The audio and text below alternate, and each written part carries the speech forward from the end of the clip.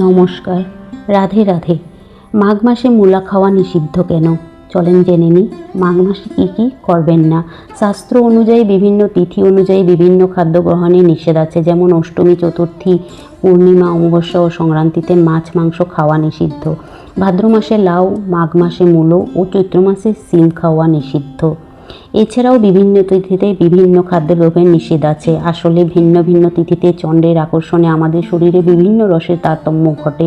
সেই রসের সঙ্গে যে যে খাবারের রস মিশিয়ে শরীরে অনিষ্ট হতে পারে, সেই সকল খাওয়ারই এই সকল তিথিতে নিষিদ্ধ। বিভিন্ন তিথিতে শরীরে এই তারতম্য বুঝতে না পারলেও অমাবস্যা ও পূর্ণিমা তিথিতে তা বেশ বুঝতে পারা যায়। শরীরে কাটাছেঁড়া, ব্যথা বা অন্য যে কোনো অসুখ থাকলে তা বেশ বুঝতে পারা যায়। এর মধ্যেও আমাদের সুস্থ থাকতে হবে।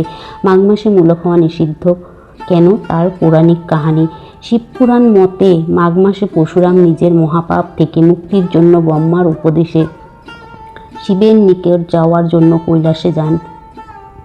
কিন্তু কৈলাসে পরশুরাম শিবের সাথে দেখা করার ইচ্ছা প্রকাশ করলেও তাতে বাধা হয়ে দাঁড়ালেন হৈমবতী নন্দন গণপতি। উভয়ের মধ্যে প্রথমে বাঘ যুদ্ধ ও পরে ঠেলাঠেলির মাধ্যমে গণপতি পড়ে যান এবং তার একটি মুষল অর্থাৎ হস্তিবদনের একটি দণ্ড ভঙ্গ হয়।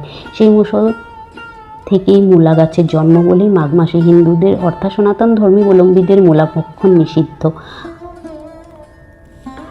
আর বিজ্ঞানীদের মতে মাঘ মাসে মূলাতে এক ধরনের সূক্ষ্ম জীবাণু দেখা যায়, মানুষের সুস্থ স্বাভাবিক সন্তান উৎপাদনের বাধার সৃষ্টি করে থাকে। অর্থাৎ এই সময় এই খাবার খেলে পরে সন্তানের ক্ষতি হওয়ার একটা আশঙ্কা থেকে যাচ্ছে। তাই ভবিষ্যতে সুস্থ সবল বাচ্চার কল্যাণের কথা ভেবে এবং উপযুক্ত বংশবৃদ্ধির কথা ভেবে এই প্রথাটি মেনে চলতে দেখা যায়। মাঘ মাসে মূলো না খাওয়ার কারণ, মূলোতে ডায়রিয়ার জীবাণু থাকে, আর বেশিরভাগ মাঘ মাসেই ডায়রিয়া হয়ে থাকে। তাই মাঘ মাসে মূলো খেতে নেই। এই সময়ে মূলোর মধ্যে ছাল হয়ে থাকে। এই সময় মূলের মধ্যে ছাল হয়ে থাকে। তাছাড়া এই সময় থেকেই মূলোর কলি আসতে থাকে। সূর্য ধনুরাশি ছেড়ে মকর রাশিতে প্রবেশ করলে মকর সংক্রান্তির পরের দিন থেকেই বাংলা পঞ্জিকা অনুসারে মাঘ মাস শুরু হয়। তবে বৈদিক পঞ্জিকা অনুসারে পৌষ পূর্ণিমার পরের দিন থেকেই মাঘ মাস শুরু হয়েছে। শাস্ত্রমতে এই মাসের বিশেষ গুরুত্ব রয়েছে। মকর সংক্রান্তি থেকে সূর্যের উত্তরায়ণ শুরু হয়। ধর্মীয় বিশ্বাস অনুসারে এই সময় ঘুম ভাঙে স্বর্গের দেবতাদের। মাঘ মাস নিয়ে বেশ কিছু নিয়ম নীতি ও বিধি নিষেধ রয়েছে। মাঘ মাসে খাওয়া দাওয়ার উপরেও বেশ কিছু বিধি নিষেধ আছে। মাঘ মাসে যেসব জিনিস খেতে বারণ করা হয় তার মধ্যে অন্যতম হলো মূলো।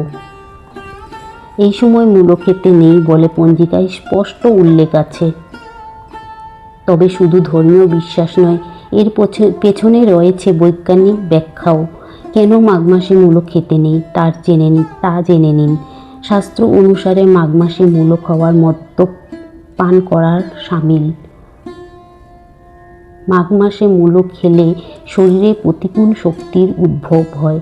এর ফলে মানসিক শান্তি ক্ষুণ্ণ হয়। শাস্ত্র অনুসারে মাঘ মাসে মূলো খেলে আর্থিক ক্ষতি হওয়ারও আশঙ্কা থাকে। তবে শাস্ত্রের এই নির্দেশের পেছনে রয়েছে চিকিৎসা শাস্ত্রের ব্যাখ্যা। মূলো হলো শীতল প্রকৃতির সবজি। মূলো খেলে শরীরে শীতল হয়। মাঘ মাস ঠান্ডা সবচেয়ে বেশি থাকে। কথায় বলে মাঘের শীত বাঘের গায়ে, অর্থাৎ মাঘ মাসের শীতে বাঘেও কাবু হয়।